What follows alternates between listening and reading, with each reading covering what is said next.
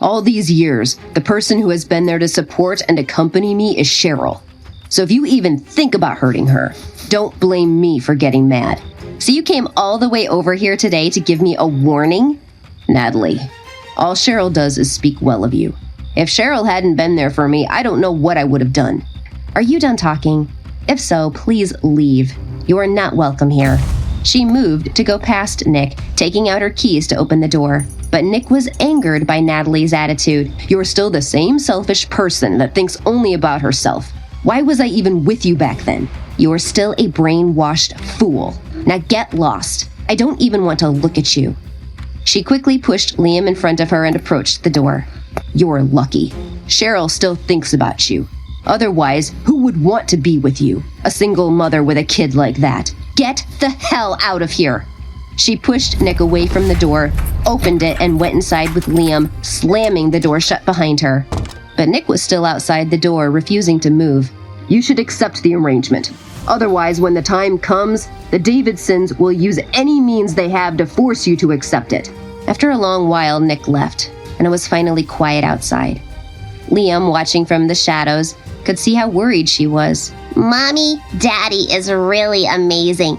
Let Daddy protect us. An image of Bryce's arrogant face appeared in her mind. Natalie pulled Liam over and hugged him.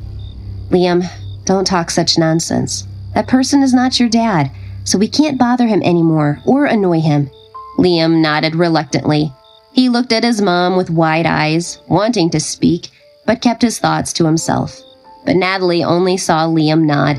Unaware of what he was really thinking, she felt relieved. Come on, she said, let's get cleaned up, and headed for the bathroom. Liam finished his shower quickly and went to his bedroom. Natalie was very tired after the stressful day, so she decided to have a nap herself after she finished taking her shower. Liam lay on his bed but couldn't fall asleep. Feeling panicky and desperate with fear, he decided that there was no option but to use his mom's phone to secretly call Bryce. Bryce had arrived home earlier after Samuel dropped him off. Your father and I were just talking about how your grandparents have found a few delightful women for you to meet this weekend. We hope you can take the time to meet them. I've been very busy lately, Mom. Perhaps some other weekend. Bryce's phone suddenly rang, interrupting them. Bryce saw the caller ID and frowned. Natalie's number.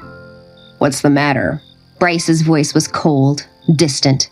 Liam, on the other end of the line, was stunned for a moment. Dad, I'm so scared. That bad uncle just blocked the door and was bullying Mommy. I'm scared.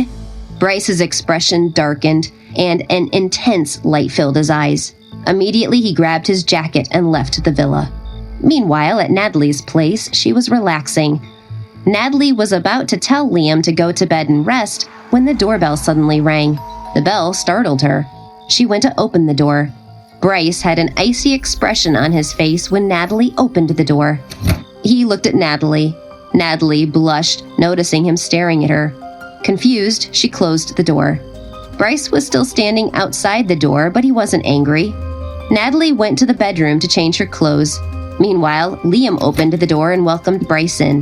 Natalie walked out of the bedroom. Where is that guy? The one who was here. Natalie immediately realized he was asking about Nick. He's gone already. Hold on. How did you know he was here? Bryce looked at her but did not respond. She immediately thought, must be Liam again. Bryce realized that Liam had tricked him and shot the boy a sulky look. When Liam saw Bryce's dissatisfied expression, he got a bit scared and pretended to be sorry. Dad, I didn't lie to you. That bad uncle came and insulted Mommy. He threatened Mommy. He said he would come back and force Mommy to marry an old man. Liam, don't say another word. When Bryce saw the mother and son's interactions, his eyes flashed with sudden emotion. He said with a preamble, Natalie, would you be willing to marry me? Natalie, shocked, almost choked. She wasn't sure if she had heard him correctly, so she asked, what did you say? Bryce's expression darkened. Well, your family wants you to marry that old man, so why don't we get married instead? If you marry me, no one will dare threaten you anymore. And anyway, my family is pressuring me to get married. We would be doing each other a favor.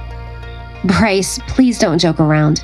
Even if we were to get married, would your family agree to it? Don't you have to take into account what they would think?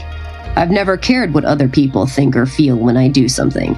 All you need to tell me is whether you'll marry me or not. If you agree to my proposal, I'll see you at the courthouse tomorrow. Meet me there at noon, okay? After he finished speaking, Natalie was even more surprised at his haste. Bryce stood up, ready to leave without waiting for her reply. But when he reached the door, he suddenly turned around. If we get married, this marriage will only be a formal arrangement. You don't need to fulfill all the duties of a wife. It'll be mutually beneficial for both of us. Don't just think about yourself, but also about your child. If he gets kidnapped again, you'll have no one to help you. He didn't say any more, just glanced at Liam before turning and leaving.